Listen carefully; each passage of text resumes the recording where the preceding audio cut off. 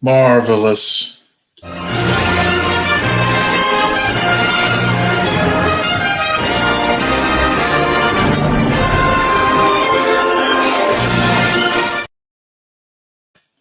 Greetings, nerds. This is Will Polk, producer and co-host of the Cena Nerd Podcast. Thank you for joining me as I'm going to be reviewing episode 3-6 of Star Trek Picard, titled The Bounty. This episode was written by Chris Monfett and directed by Dan Liu.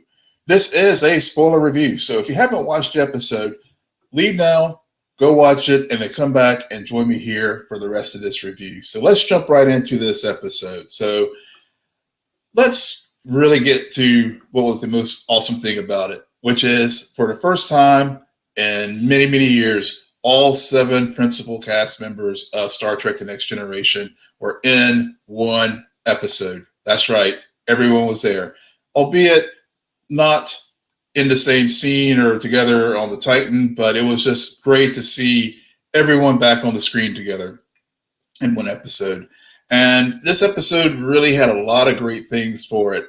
It had humor, it had action, adventure, it had a heist, and it pulled in so many different elements from Star Trek that I was grinning ear to ear when I finished it, and also obviously at the end I was like, what the hell? I mean, all the theory spiraling that we've been doing, it was blown to hell.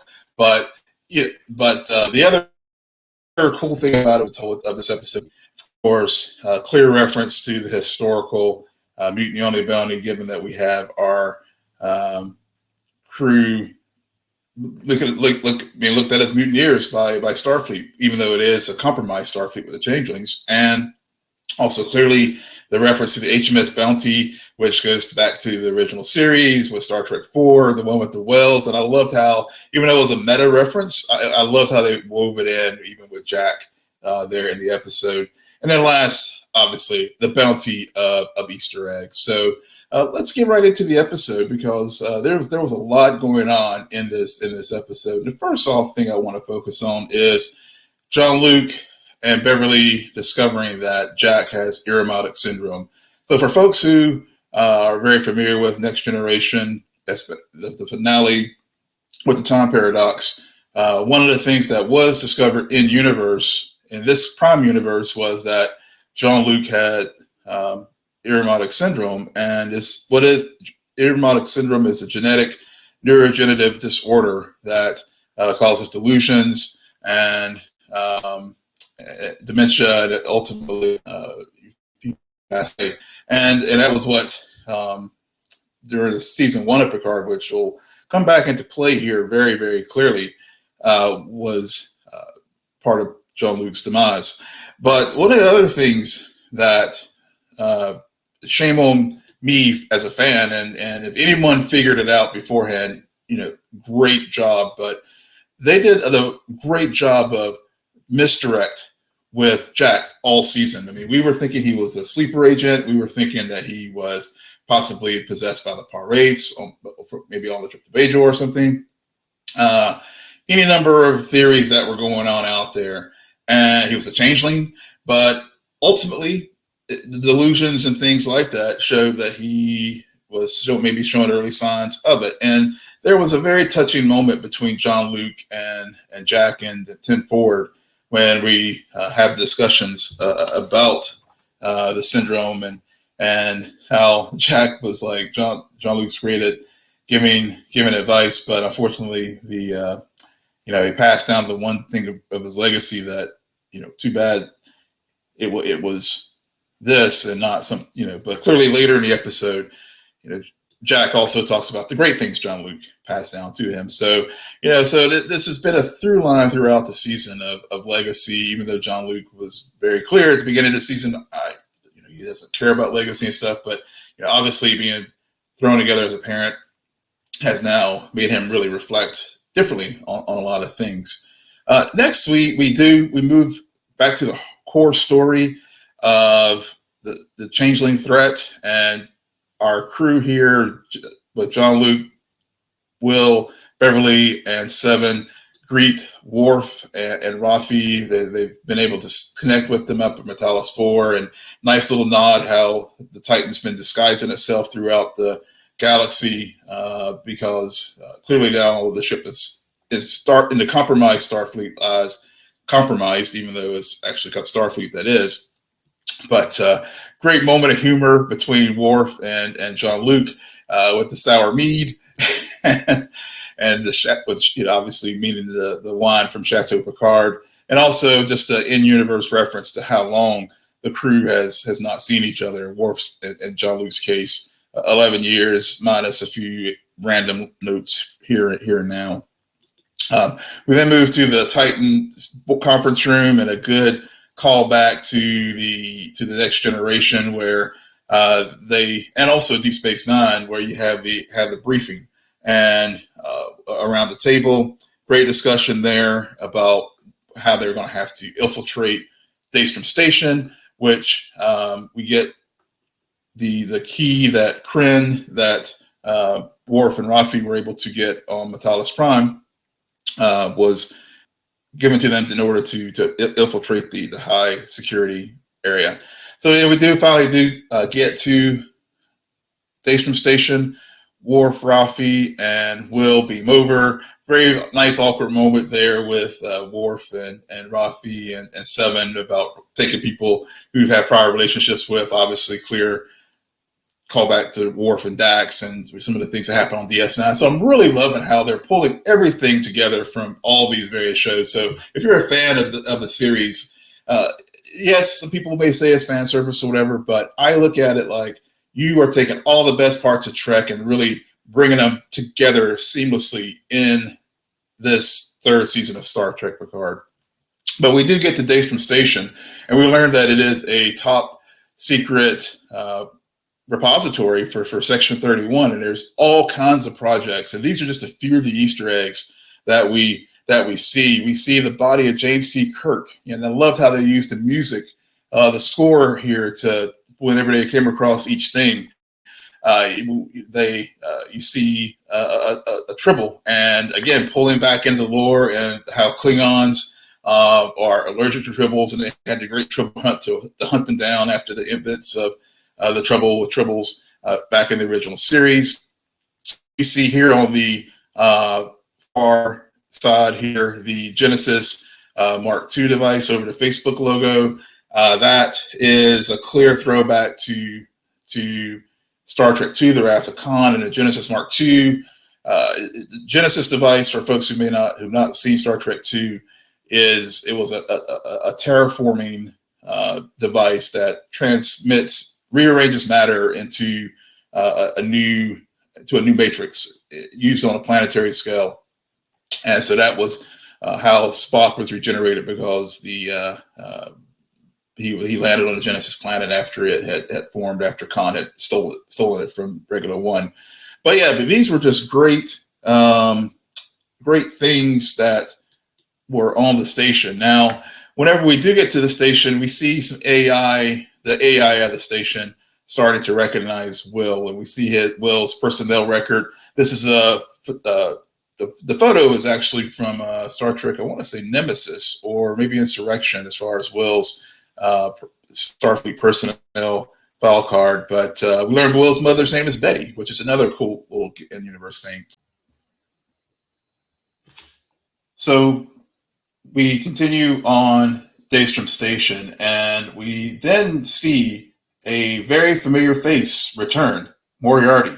Now, fans who are very familiar with Star Trek The Next Generation knows that in addition to Moriarty being Sherlock Holmes's greatest nemesis, it was also a holo simulation that Data put together of Moriarty to test his wits against the world's greatest villain, Data playing a role of Sherlock Holmes.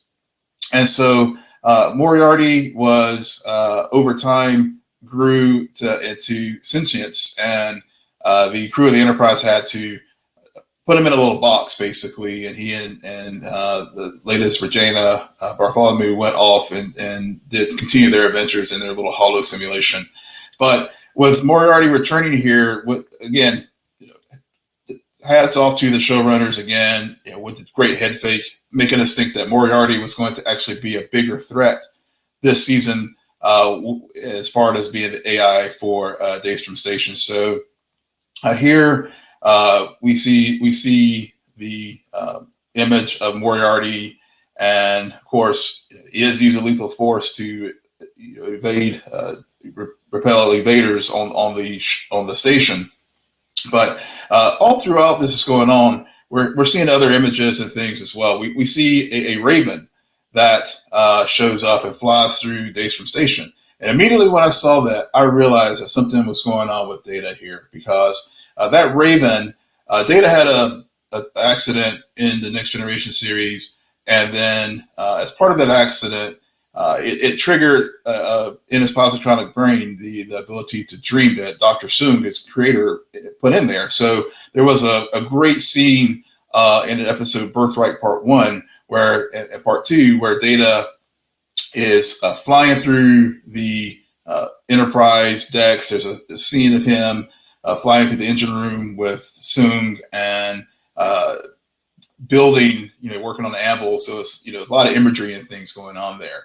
And so that was a really cool little bit there. But the other thing is, Riker, being a jazz musician, he figured out that the tunes was back to when they first met in Encounter at Farpoint. Riker and Data met on the holodeck and Data was trying to whistle a very old English tune, Pop Goes the Weasel.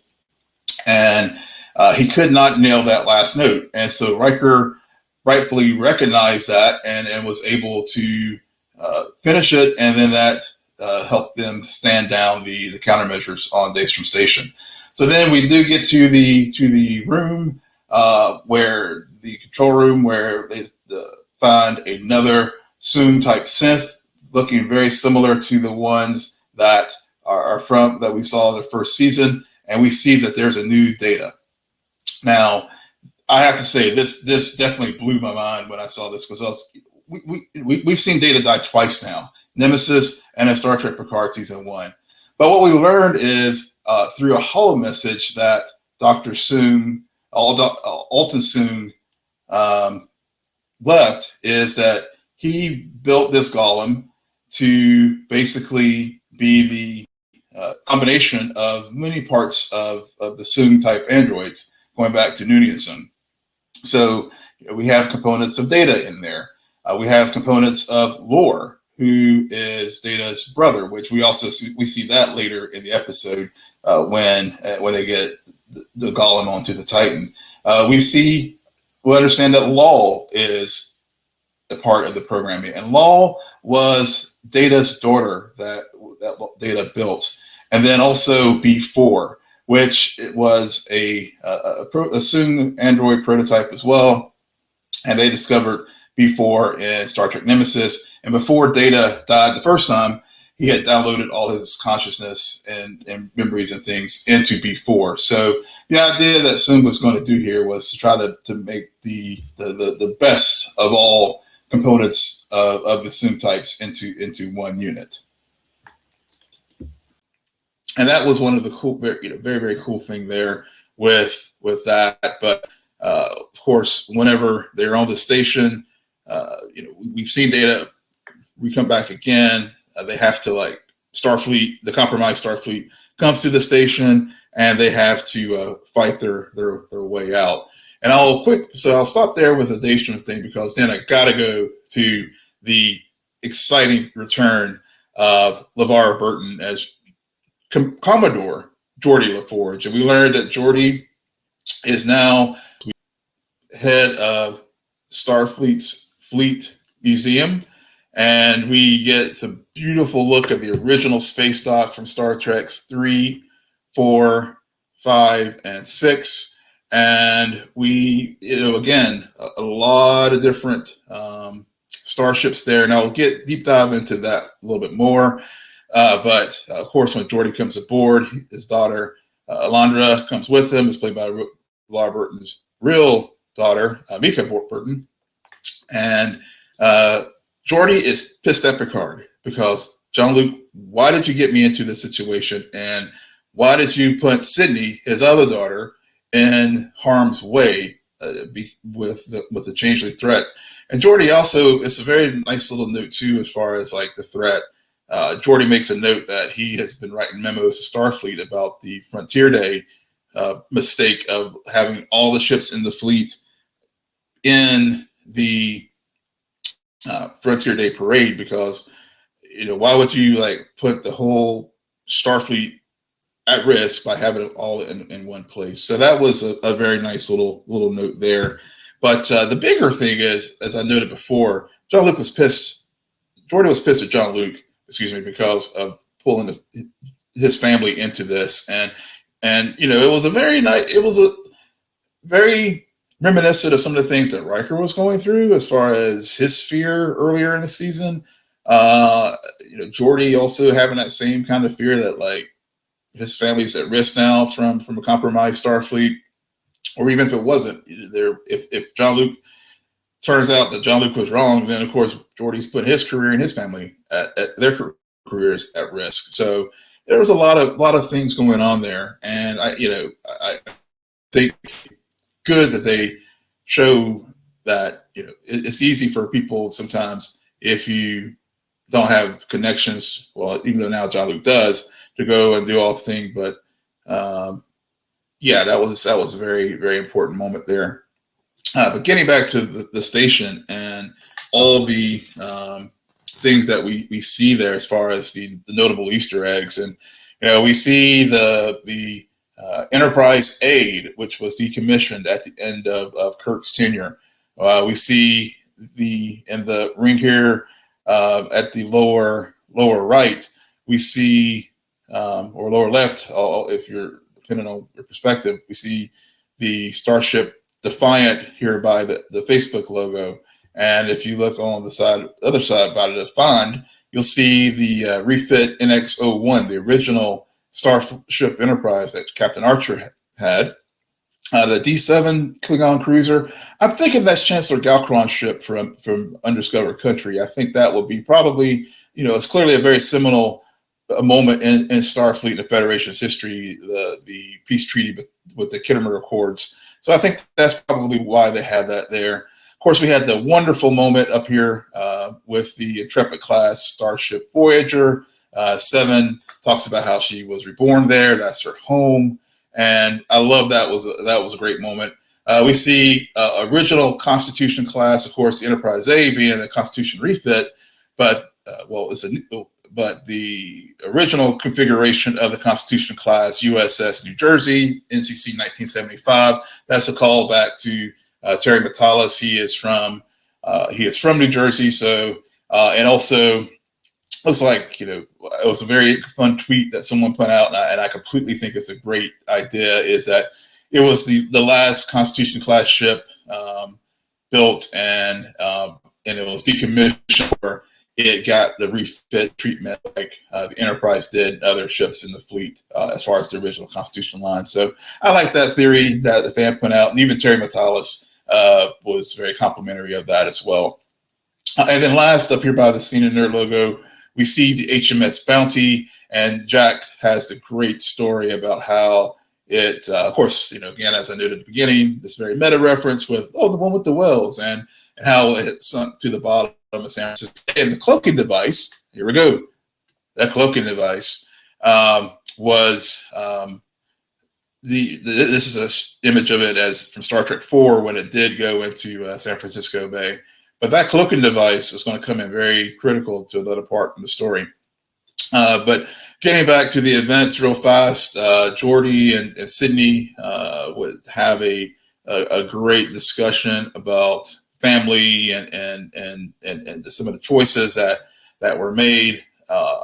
Sydney, like in the reference to family comes back again, because the lessons that Jean-Luc talked about earlier in the season, where Starfleet is his family, and Sydney threw it back in Geordi's face that, look, you talked about how your crew is your family, and now our family needs us, and so Geordi and Jean-Luc come to a compromise where Sydney will stay there, and Sydney was not very happy about that.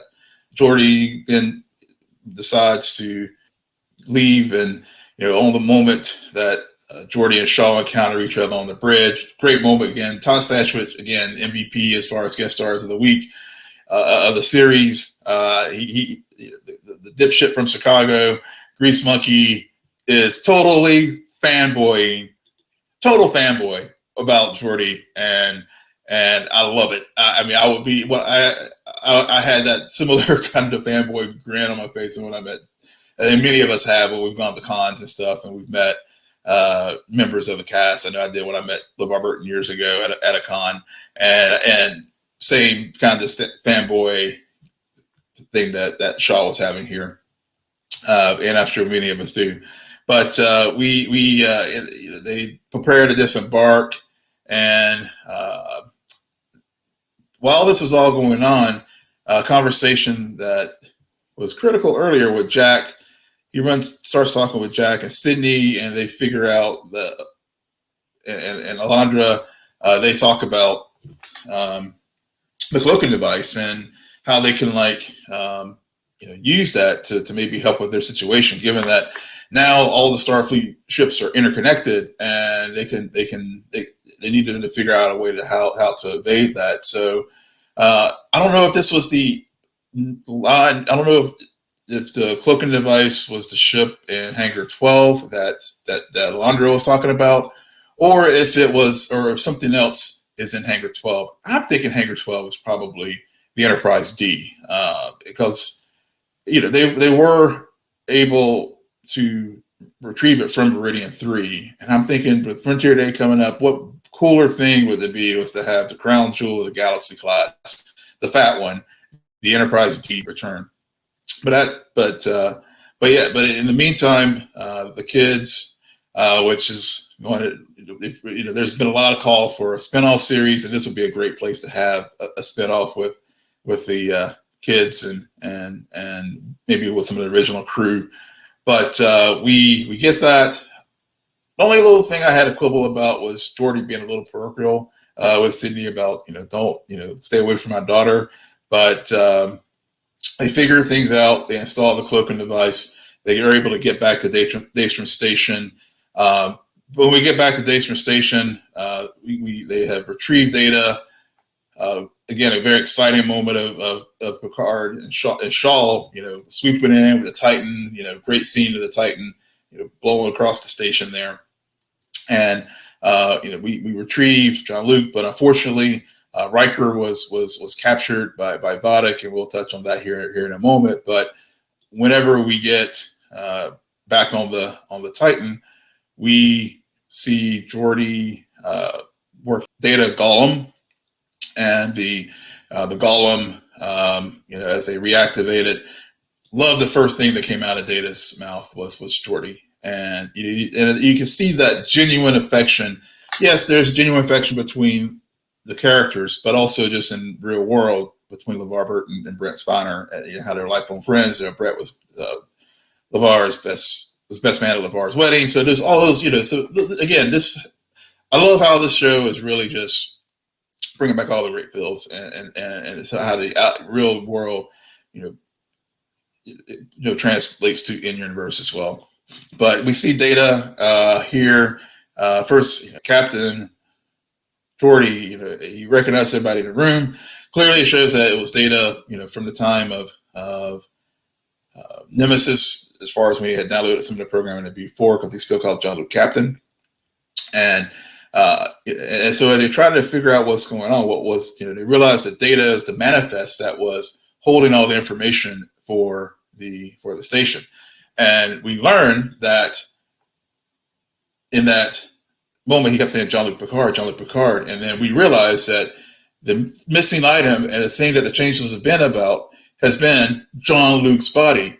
Yes, that's right. They want Jean-Luc's original body because, remember, he died. The organic Picard died in season 1 of Picard. Now he's in a positronic body, and the synth, and it's the Picard Golem. So, there's a lot of references to this all along, and again, great head fake by the writers, making us think that it was lore or some other thing that the changelings were wanting to retrieve. So the question becomes, why did they want it? And I'll get to that there in a second. But To close things out, Worf and Picard have a good moment in the conference room where Worf is like he will not rest until he finds Riker. We learn on the station that Vadic was disguised as a changeling. She is a changeling, and she disguised herself as a starfleet. Took Daystrom Station from Worf, Rafi, and Will.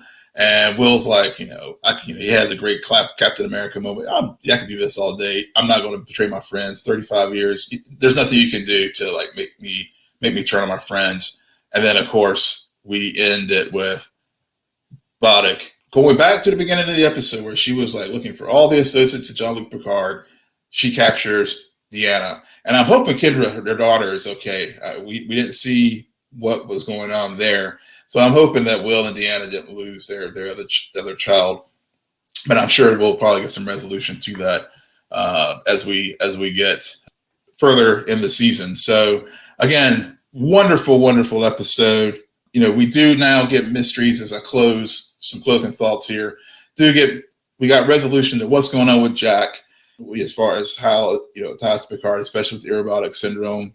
But really want to talk about in my theory time here, what's the purpose of the changelings wanting Jean-Luc's remains, and why did they take Jean-Luc and not say James T. Kirk, who's another famous captain? So I think that it probably we had references to Locutus.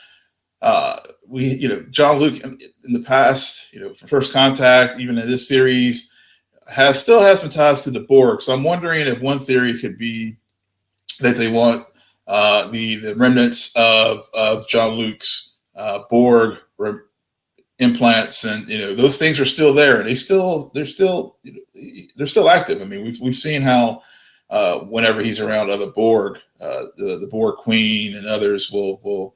So I don't know. Given that the one of the big things with the founders and the changelings is the Great Link. I mean, I'm wondering if they're going to use that Borg AI to like maybe create their own version of a collective link, because it seems that these we know these changelings have been kicked out of the founders and the original Great Link because they're a splinter group. So maybe they need Jean-Luc's original body to build a collective hive mind that will replicate the Great Link, and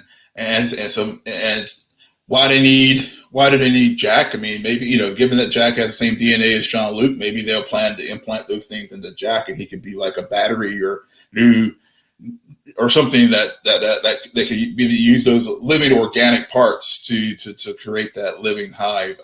That's just the spitballing there as far as theories, but maybe that's one of the things that they're using it for. Maybe they're gonna replicate Jean-Luc and as part of Frontier Day to do something with all the festivities and all of the fleets there. And a little note that they have noted here that all the fleet is interconnected through AI, sending some kind of death command or something to all the ships, sort of like we saw in Star Trek Prodigy.